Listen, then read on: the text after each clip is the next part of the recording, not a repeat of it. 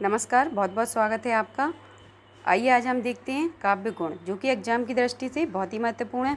Exam में question बनता है, बताइए काव्य गुण का प्रवर्तक कौन है, या काव्य गुण की संख्या किस लेखक या कवि ने कितनी मानी है। ठीक है, किस आचार्य ने काव्य गुणों की संख्या को कितना माना है। ठीक है, ये एग्जाम की दृष्टि से बहुत ही महत्वपूर्ण है, तो इनको आप लोग ज़रूर देखिएगा। तो चलिए फटाफट हम इनको देख लेते हैं। अगर आपने चैनल को सब्सक्राइब नहीं किया है तो प्लीज़ चैनल को सब्सक्राइब कर लेना, वीडियो को लाइक कर देना। अगर यूजफुल लगे तो प्लीज़ मित्रों को शेयर जरूर करना। तो चलिए फटाफट देख लेते हैं। काव्य गुण, जिस तरह से काव्य की शोभा बढ़ाने वाले शब्दों को हम अलंकार कहते हैं, उसी प्रकार से काव्य में रोचकता लाने वाले गुणों को हम क्या कहते हैं, काव्य गुण कहते हैं।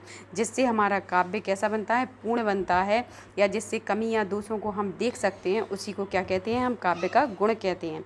तो चलिए फटाफट देखते हैं। इसके प्रवर्तक का नाम क्या है, यानी पूछा जाता है काव्य गुणों के प्रवर्तक कौन है, तो वामन है। ठीक है, इन्होंने शब्द और अर्थ के आधार पर काव्य गुणों की संख्या कितनी मानी है, 20 मानी है। ठीक है, काव्य में गुणों की संख्या को इन्होंने कितना माना है, 20 माना है। किसने, वामन ने। और इन्हीं को क्या माना जाता है, काव्य गुण का प्रवर्तक भी माना जाता है। ठीक है, तो और मूलतः कितने होते हैं अपने ये जो काव्य गुण हैं, जो सर्वसम्मति से जो माने गए हैं, तो काव्य गुणों की संख्या मानी गई है कितनी, 3। कौन कौन से, प्रसाद, माधुर्य और ओज। कौन कौन से हैं, प्रसाद, माधुर्य और ओज, ये हैं आपके 3 गुण।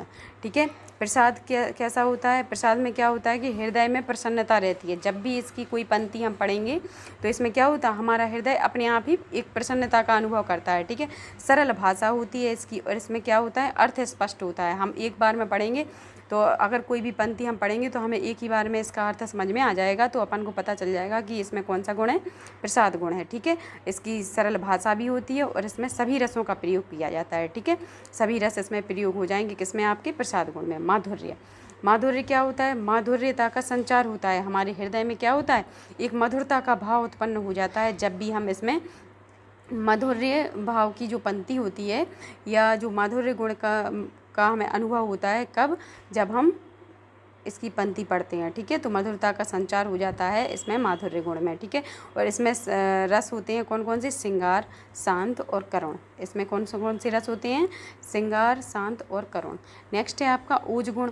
ओज में क्या होता है, ओज होता है मतलब उत्साह, वीरता का भाव उत्पन्न हो जाए। जब हम इसकी पंक्ति पढ़ेंगे ओज गुण वाले की, तो हमारे मन में क्या हो जाएगा, एक वीरता का भाव उत्पन्न हो जाएगा। ठीक है, आगे है आपका, इसमें कौन कौन से रस प्रयोग होते हैं, वीर, रौद्र और भयानक। ठीक है, और ये हमारे ये जो आचार्य हैं, इन्होंने गुणों की संख्या अपने अपने मत के अनुसार मानी है। तो आपको ध्यान रखना है कि मम्मट ने मानी है 3, विश्वनाथ ने 3, और जगन्नाथ ने भी 3 मानी है। ठीक है, आप याद रखना कि नाथ और मम्मट, इन्होंने कितनी मानी है, 3 संख्या मानी है, किसकी, काव्य गुण की। ठीक है, भरत, भामाय और दंडी ने कितनी मानी है, 10 मानी है। तो पूछा जाएगा कि भरत के अनुसार गुणों की संख्या कितनी है, तो भरत के अनुसार गुणों की संख्या है आपकी 10। ठीक है, और भामाई के अनुसार भी 10 है, दंडी के अनुसार भी 10 है, मम्मट के अनुसार कितनी है, 3 है, विश्वनाथ के अनुसार 3 है, और जगन्नाथ के अनुसार 3 है। ठीक है, अन्य जो हैं हमारे, इसमें क्या है, भूज ने कितनी मानी है, 24 मानी है, और देव ने कितनी मानी है, आपके 12 मानी है। ठीक है, और अग्नि पुराण में 18 मानी गई है गुणों की संख्या। ठीक है, वीडियो अच्छी लगी तो वीडियो को शेयर जरूर करना। Thank you so much.